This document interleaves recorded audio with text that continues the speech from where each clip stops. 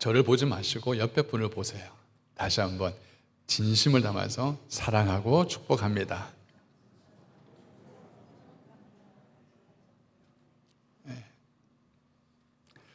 자, 오늘 말씀을 같이 받도록 하겠습니다. 오늘 말씀은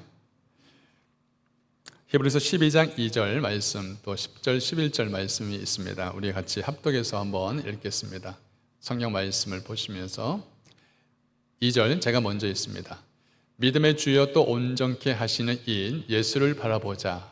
그는 그 앞에 있는 기쁨을 위하여 십자가를 참으사 부끄러움을 개의치 아니하시더니 하나님의 보좌 우편에 앉으셨느니라.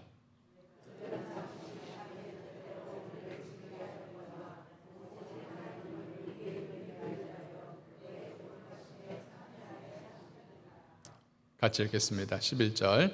무릇 징계가 당시에는 즐거워 보이지 않고 슬퍼 보이나 후에 그로 말미암아 연단받은 자들은 의와 평강의 열매를 맺느니라. 아멘. 할렐루야. 오늘 말씀은 실수를 온전함으로 바꾸시는 하나님이라는 말씀의 제목으로 함께 은혜를 나누기를 원합니다. 살아가다 보면 사람들은 다 누구든지 실수를 합니다. 특히 예수를 믿는 성도들임에도 불구하고, 예수 믿음에도 불구하고 여전히 실수하고 넘어질 때가 많습니다.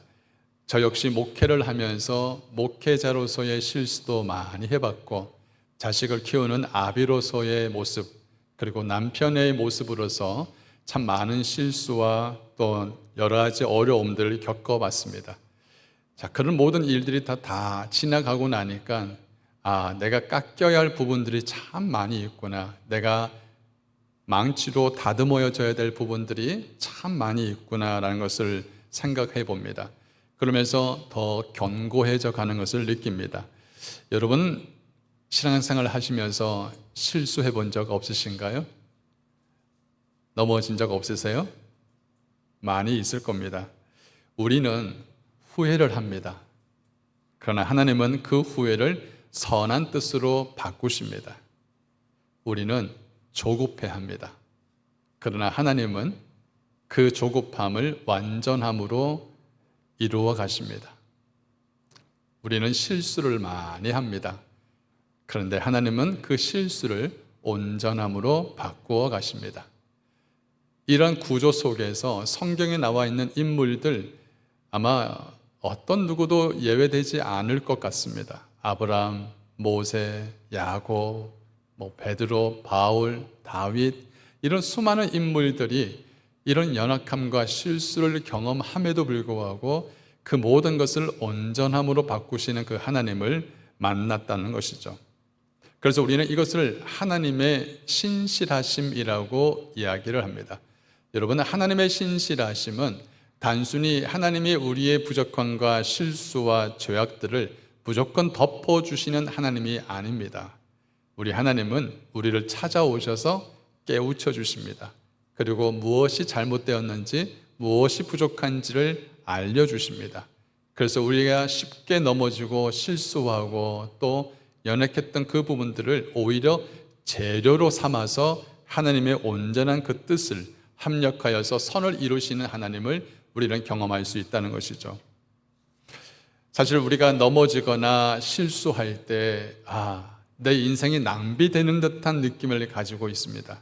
그런데 여러분, 하나님에게는 낭비라는 것이 없습니다. 하나님은 우리가 낭비하는 것 같아 보이는 그 모든 것까지도 사용하시는 분인 줄 믿습니다. 아멘. 보통 사람들이 신앙생활을 하면서 할 수 있는 신앙생활의 실수 5가지를 이야기를 한다면 아주 간단하지만 우리가 늘 하는 실수들이 있습니다.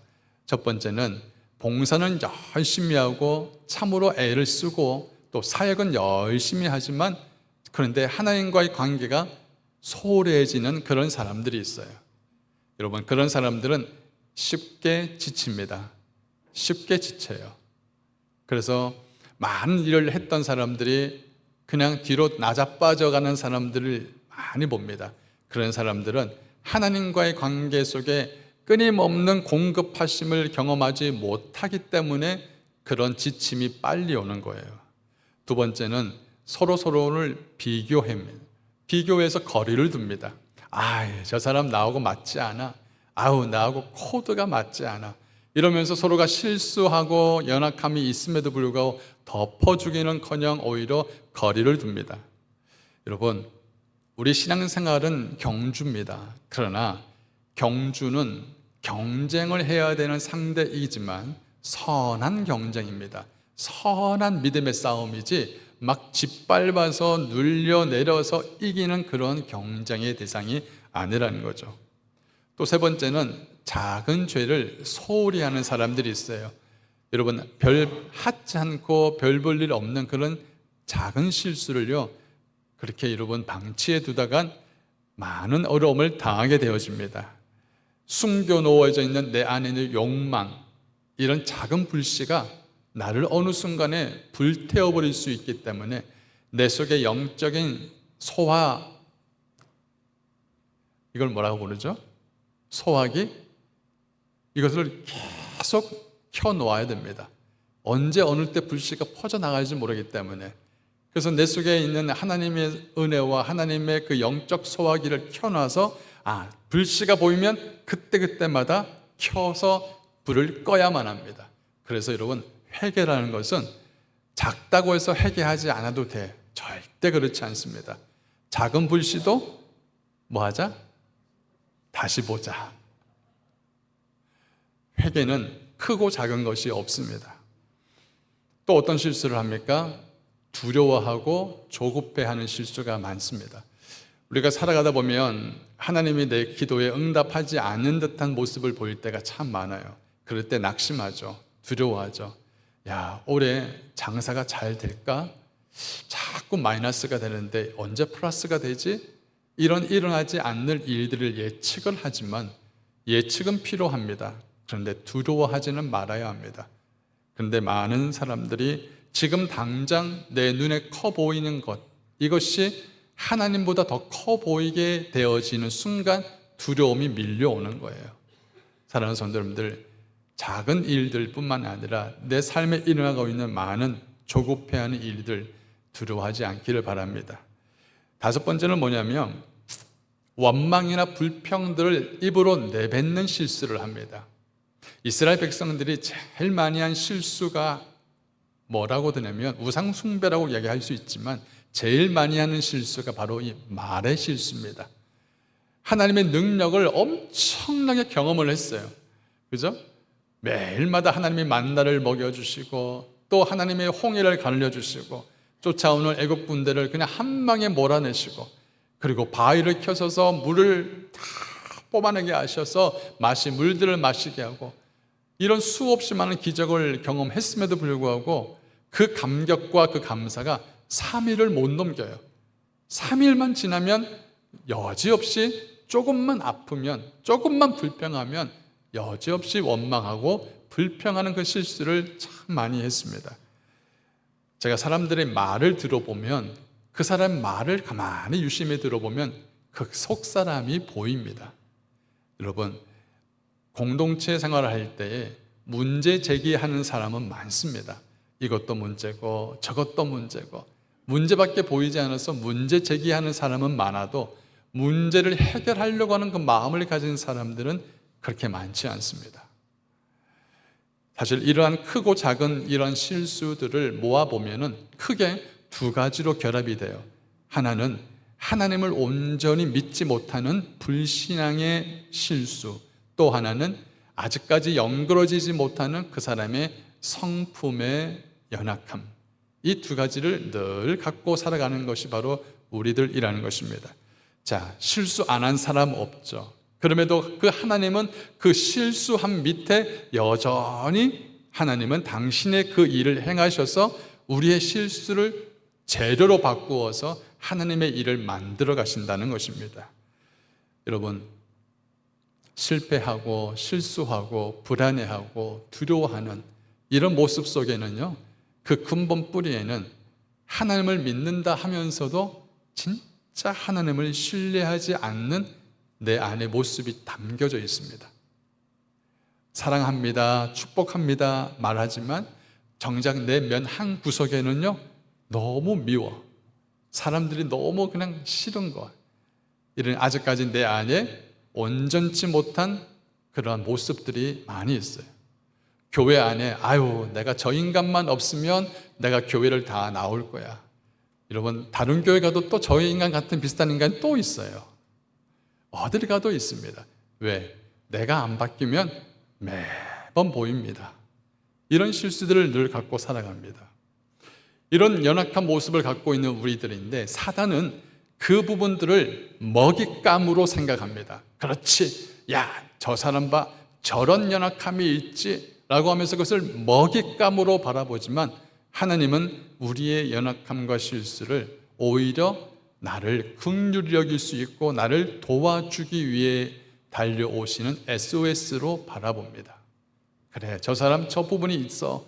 언젠가 저 부분이 빨간불이 올 텐데 그 오기까지 하나님은 그때마다 SOS를 감지하십니다. 그리고 그를 도와주려고 하나님은 늘 우리를 함께 하시는 거죠. 자, 그러면 질문이 있어요. 하나님은 실수하지 않습니다. 아멘? 그런데 하나님은 왜 우리의 실수와 실패와 이런 연약함들을 왜 가만히 내버려 두시고 허용하실까요? 왜일까요? 베드로 실수 참 많이 했습니다. 그죠? 말에도 실수 많이 하고 성급해서 조급해서 행동도 크고 작은 실수를 참 많이 한 그런 사람이죠. 자기가 제일 잘할 수 있는 충성됨의 모습을 한 방으로 한마디로 그 모든 충성됨이 와르륵 무너져 버렸습니다. 무슨 말을 했죠? 나는 예수님을 모릅니다. 그렇게 충성됨을 보였던 이 베드로가 그 말 한마디에 와르륵 무너져 버린 거예요. 다윗과 같이 하나님의 친한 벗이라고 칭함받은 사람이 없어요. 하나님과의 그 친밀감이 얼마나 깊은지 몰라요. 그런데 이 다윗이 바라봐야 될 그 시선을 정확하게 바라보지 않고 다른 곳을 바라보다가 정말 해서는 안 될 실수, 자기의 가장 충실했던 제 군사 장교였던 우리야 장군을 그냥 죽여버립니다. 자신의 실수와는 상관없이 태어날 때부터 실패라는 환경을 가지고 태어난 사람들도 있습니다. 화면을 보시면은 팔 다리가 없는 그러한 채 태어난 사람이 있습니다. 닉 브이치치라는 사람이죠. 지금은 엄청난 영향력을 끼치는 인플루언서가 되었습니다만 그가 자기가 어렸을 때 엄마 아빠가 이 아이를 보니 다른 사람과 너무 다른 거예요. 팔 두 쪽이 없고 다리가 없어 그냥 발가락이 딱 달라붙어 있는 정말 괴물 같은 모습으로 태어난 자신의 모습을 볼 때에 이 사람은 수없이 죽으려고 자살 시도를 많이 했던 사람이었습니다. 실수하지 않는 하나님이신데, 실패하지 않는 하나님이신데 왜 하나님은 이 모든 것을 허용을 하셨을까요? 혹시 하나님 실수하신 것 아닌가요? 이런 생각을 할 때가 참 많이 있을 겁니다. 그런데 여러분, 하나님은 우리의 실수와 우리의 연약함을 통해서 우리가 어떤 존재인지를 알게 하기를 원하십니다. 사람들이 잘 나갈 때, 뭔가 잘 풀릴 때는 자기 모습이 대단한 것 같아 보여도요, 자신의 진짜 모습을 잘 모른 채 살아갈 때가 많습니다. 자신의 그 모든 연약함과 넘어짐을 통하여서 자신의 연약함, 실수를 보게 됩니다. 근데 그것이 안 보일 때는요, 모든 문제가 다 다른 사람들이 잘못해서 생긴 일 같아 보여요. 내 문제가 아니라 저 사람이 문제야. 이건 내 실수가 아니라 저 사람이 실수했던 거야 라고 하면서 다른 사람의 문제를 제기하게 되어집니다. 그런데요, 자기가 얼마나 부족하고 자기가 얼마나 강팍하고 내가 얼마나 하나님 보실 때 목이 고다져 있는 사람인가를 내가 넘어져 보니까, 내가 실수해 보니까 그것이 보이더라는 거예요. 그때서야 내 부족함이, 내 연약함이, 내가 이런 면이 있었지, 내가 이런 고집들이 있었지, 사람들이 저희 교회 성도분들은 저를 어떻게 볼지 모르지만 그 전에 있던 분들은 저를 돌직구라고 이야기를 합니다. 돌직구가 뭔지 아세요? 그냥 앞만 보고 그냥 툭 던지는, 그것 때문에 참 많이 하나님이 다루셨어요. 그래서 그런 부분을 보시면서 이제는 말하기보다 무슨 말 하는지 가만히 듣는 것이 오히려 내 안에 조금씩 습관이 되어져 가는 것을 봅니다. 어디 모임에 가면 다른 사람 이야기를 하나도 안 듣고 자기 말을, 자기 때가 오면 요때다 싶어서 하면서 자기 말만 하는 사람들이 있어요.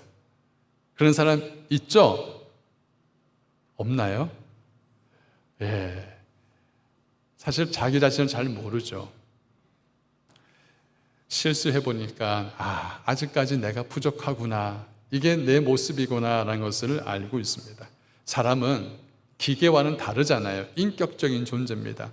로봇은 그냥 입력한 정보대로 움직이고, 만약에 인포메이션을 잘못 입력하면 잘못된 값이 나오고 잘못된 움직임이 나오죠.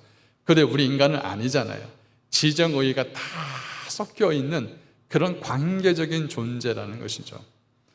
하나님은 실수하지 않는 사람을 찾는 것이 아니라 하나님은 온전히 하나님을 의지하는 사람을 찾고 있습니다. 그런데 우리가 언제 하나님을 의지하죠? 잘 풀릴 때? 잘 나갈 때? 아니잖아요. 가장 아플 때, 가장 고통스러울 때, 가장 힘들 때 하나님을 정말 가까이 하고 의지하잖아요. 그렇습니다. 우리 하나님은 우리의 연약함을 우리의 온전함으로 만들어 주시는 줄 믿습니다. 아멘. 자, 그렇다면 우리들을 온전케 하신다고 하시는데 도대체 하나님이 우리를 어떻게 온전케 하시며 온전케 하신다는 것이 뭔지를 알아야 우리가 예수를 바라보잖아요.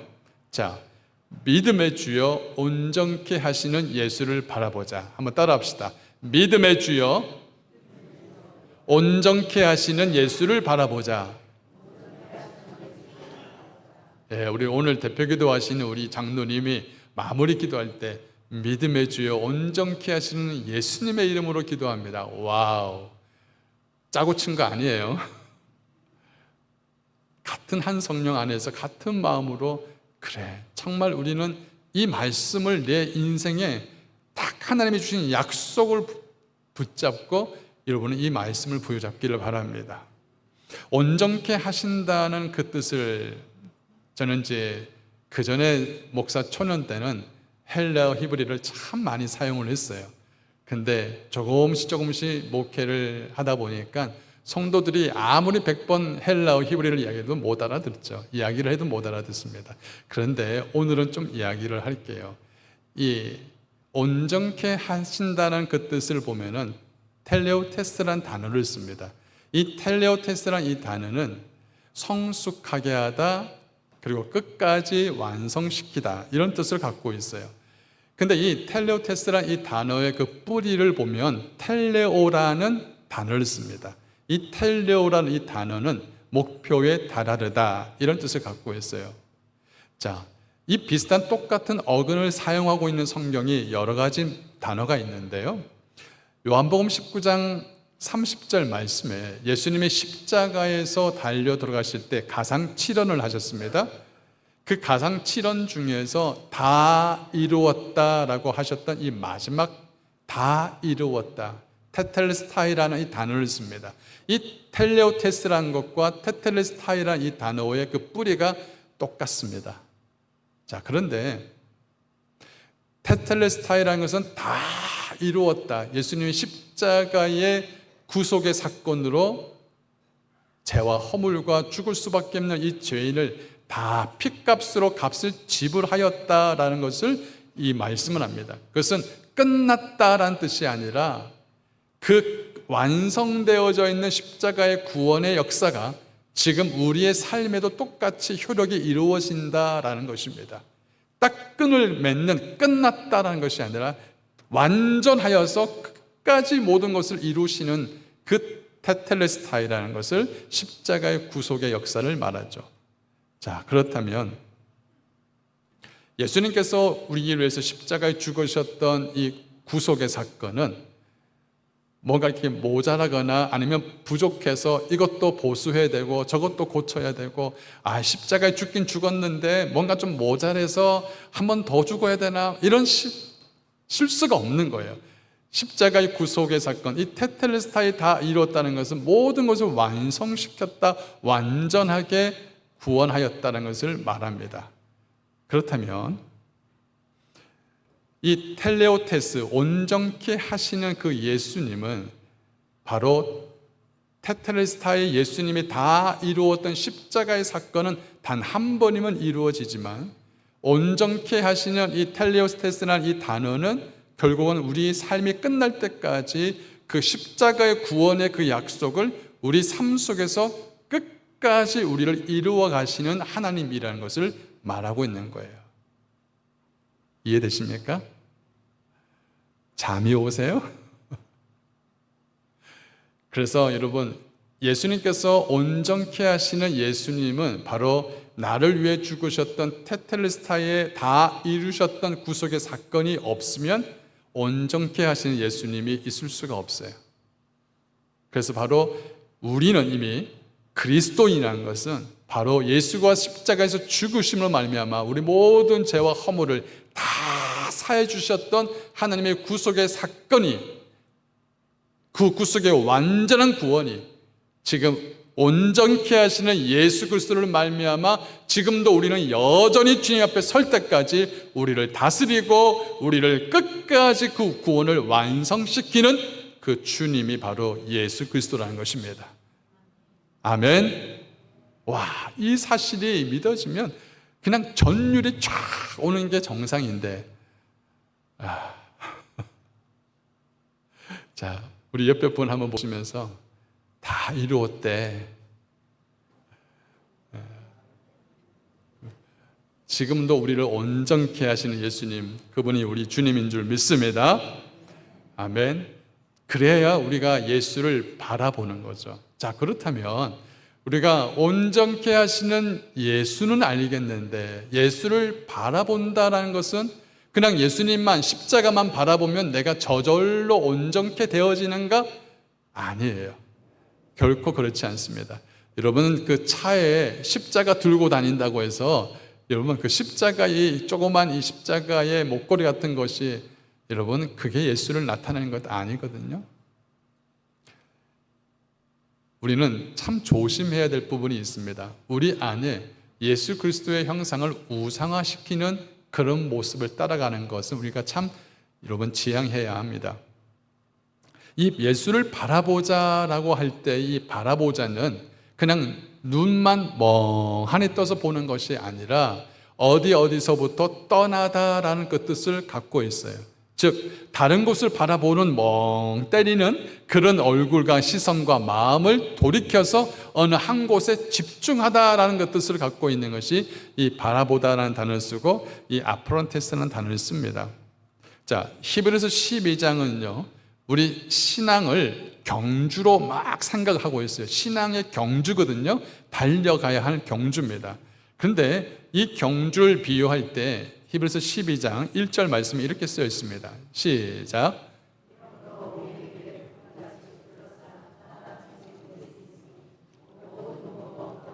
얽어매긴 쉬운 죄를 벗어버리고 인내로서 우리 앞에 당한 경주를 하며. 아멘. 여러분, 여기서 모든 무거운 것과 얽매이기 쉬운 죄, 여러분 모든 무거운 것이라고 하는 것은 사실은 엄밀히 따지면은 우리가 생각하고 있는 죄는 아니지만 우리의 내적인 하나님의 뜻을 쫓아가지 못하고 경주하지 못하게 만드는 이러한 영적인 내적인 장애물들이라고 보시면 됩니다. 여러분, 사람이 신이 나야, 흥이 나야 몸이 가볍잖아요. 그렇죠? 춤도 어떤 사람이 춰요? 신이 나야 춤을 추잖아요. 몸이 무거우면 스폰지 물 담은 것처럼 쭉 무거워진 사람은 아무리 추려고 해도 못 춰요. 여러분, 예배 드릴 때 모습 보면 하나님께 감사하는 모습에서 내가 너무 감격하는 사람은 그냥 손이 저절로 올라가요. 손이 저절로 올라가요. 그런데 여러분, 마음이 무거운 사람들은 그렇지 않아요. 사실 사람들이 하지 않아도 될 근심, 걱정, 염려, 이런 것들을 사실 우리가 하면은 마음이 무겁죠. 그죠? 이 마음이 무겁다 보니까 사실 내가 이런 모든 생각들이, 이런 근심, 염려들이 밀려올 때는 그냥 몸도 마음도 지쳐 보여요.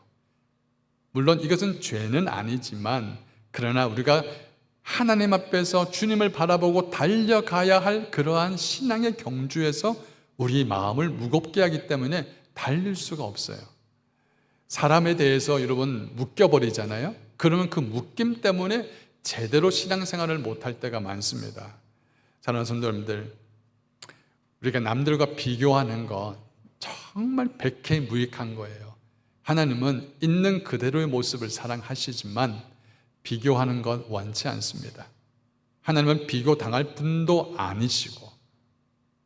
사랑하는 성도님들, 내가 부족한 거, 다른 사람이 잘한 거 인정해 주시면 돼요.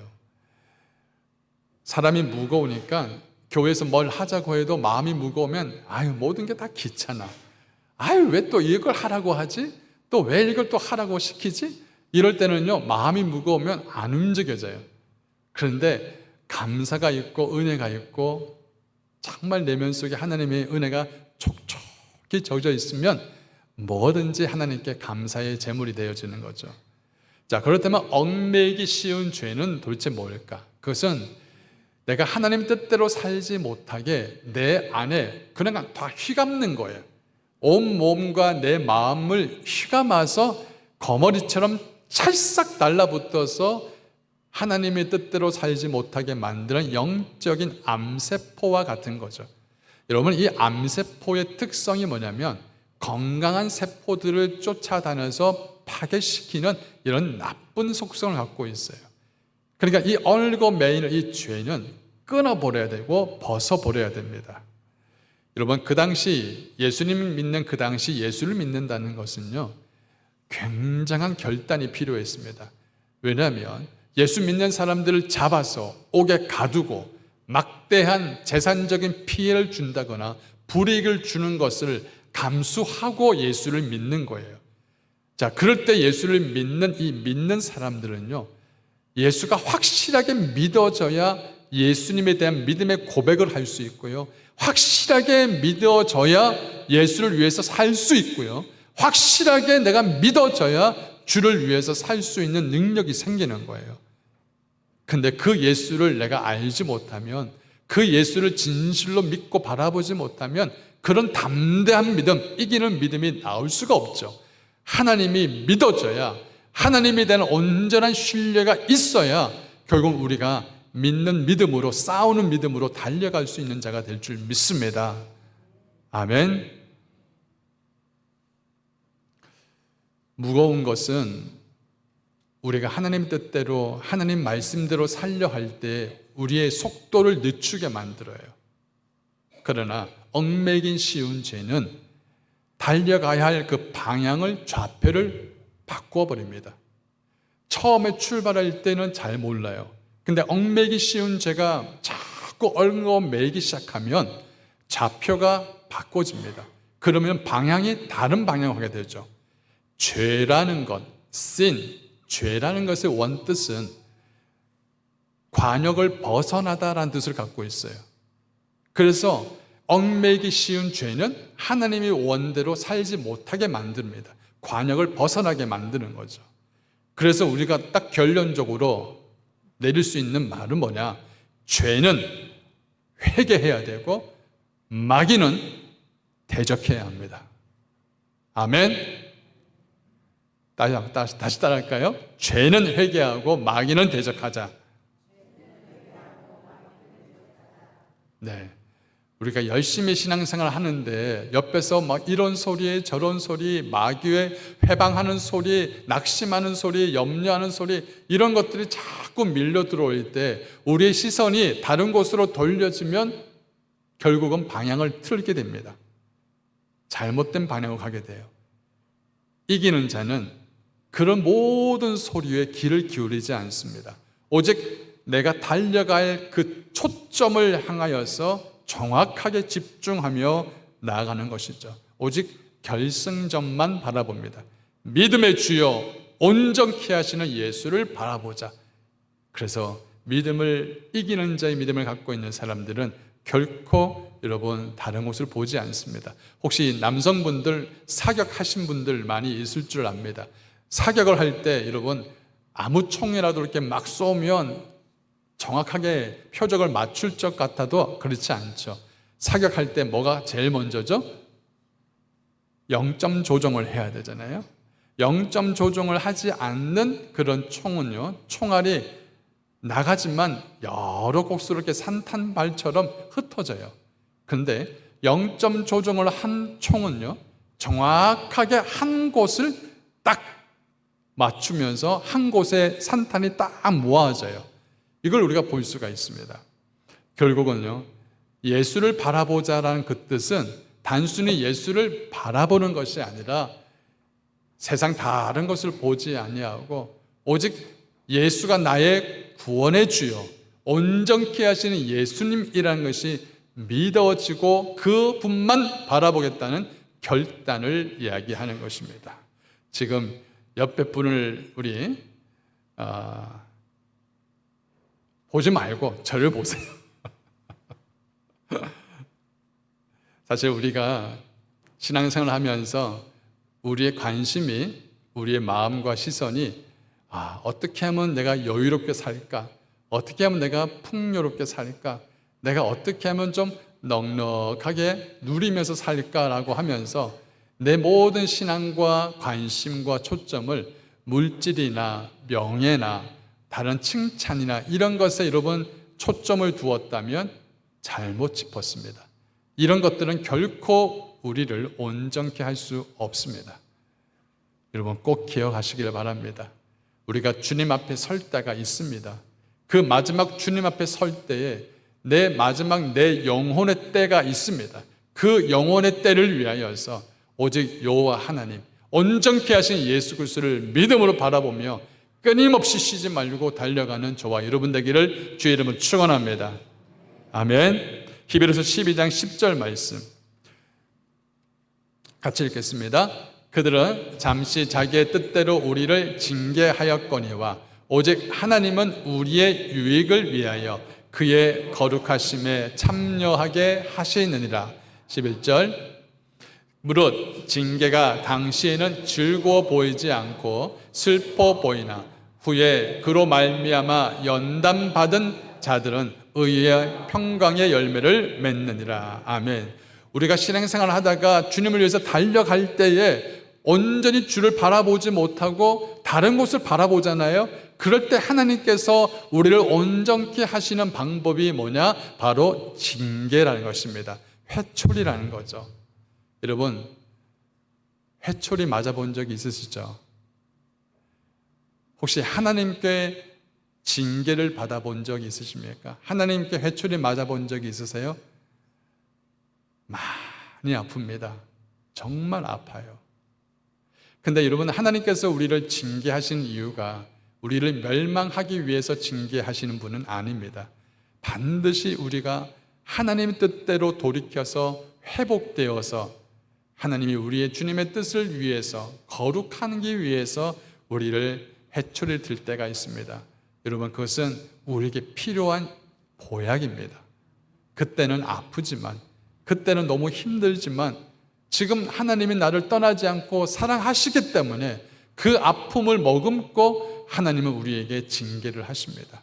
그 하나님은 결코 우리를 멸망케 하는 분이 아니시죠.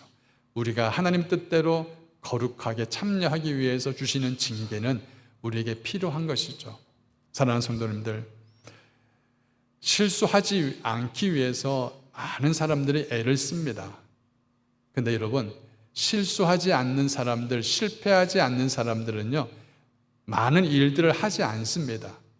하나님은 실수하지 않는 사람, 실패하지 않는 사람을 찾는 것이 아니라 비록 하나님을 위해서 실수하고 실패도 했지만 내가 넘어지고 부족하고 내 연약함의 모습이 보이지만 다시 일어설 수 있는 그런 믿음, 회복의 신앙을 갖고 있는 사람들을 하나님은 원하십니다.